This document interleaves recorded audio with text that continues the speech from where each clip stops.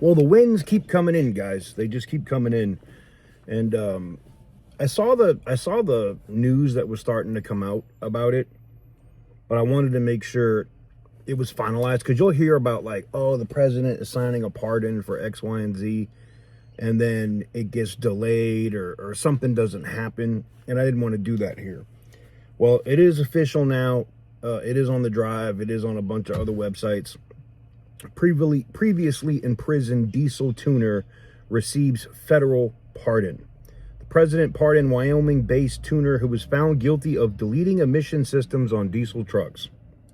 The Wyoming diesel tuner, who was imprisoned after being convicted on hundreds of counts of violating EPA emissions regulations, received an unconditional pardon from President Trump last week. Troy Lake, the former and perhaps future operator of Elite Diesel near Cheyenne, was originally sentenced to 1 year and 1 day in prison and fined $52,000 after being found guilty on more than 300 counts of disabling emission devices in diesel pickups. He's been on house arrest since September. In a statement posted to the American Truck Drivers Group on Facebook, Lake said he broke down crying upon hearing the news. "I don't guess men are supposed to do that," Lake told the Cowboy State Daily, "but it's great. It's news that reminds you there are still good things in the world." Oh, man. Lake based his initial defense on the fact that his emission workarounds were designed to improve truck reliability rather than simply alter their on-road performance. Some of the modifications were even purchased by a school bus fleet, Lake claimed. Lake is one of many diesel tuners who were found guilty under the Clean Air Act, and Lake's penalties are just a fraction of what some shop owners have received. We suspect there'll be more stories like this down the line. Stay tuned, and I'll tell you why there is. Because that Diesel Truck Liberation Act is gaining traction. One of the things that the president is pushing hard for here, and I'll probably talk more about that over on Auto Intel Daily later today, so make sure you pop over there. But one of the things that I think you're going to see happen here is the president is going to push John Thune to abolish the filibuster. Now, if you don't follow politics or don't understand how all that works, is right now in the Senate, you need a 60 vote majority to be able to pass a new law or a bill, unless it's under a modification of the budget, like a budget reconciliation. You just need a simple majority.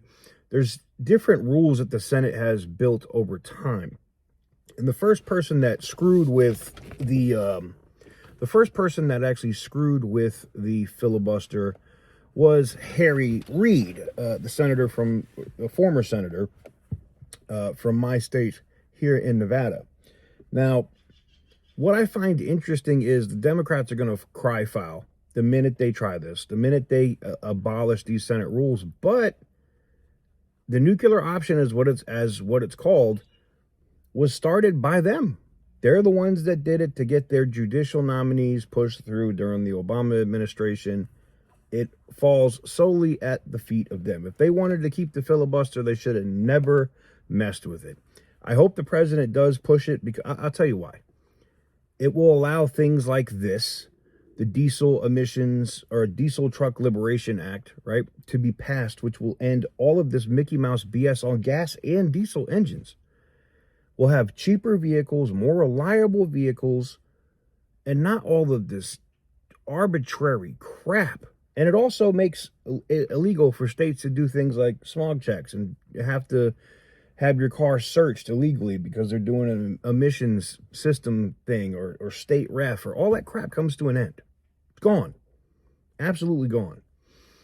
And it allows other things that we really want to get pushed through, like HR 4117, the Stop Car Ban, all these other bills which are pro Second Amendment, huge. All right, bills that are pro defense contracting and money. And I know you're going to say I have a biased interest there. Of course I do, but I just think it's because, as the president said, and I have to agree with him here, if we don't do it now, they're going to do it as soon as they get the opportunity. And I believe them. I believe that that is a fact, that would happen. But this is actual positive news. I'm happy that this gentleman was able to get the pardon. I hope the president continues to take an interest in this bill and push it. The first step on this was getting him that pardon. I hope that the president does, consistently push this bill and get this through, because, if we can get rid of that filibuster, you start passing some stuff, you instantly have massive change in what I think, this is my opinion, you don't have to agree with me, for the good. Getting rid of all this emissions crap, getting rid of all of this arbitrary testing crap, getting rid of all of the BS that unfortunately we've all had to suffer under for so long. Let me know what you guys think in the comment section down below. Give the video a big thumbs up if you like what I do. Hit the subscribe button if you haven't already. If you're wondering what I was talking about with the other channel earlier, Auto Intel Daily, I'll tag it in the description down below. You can find it over there. We will be talking about some other stuff, Dodge related, and stuff directly tied to this diesel emissions or Diesel Truck Liberation Act.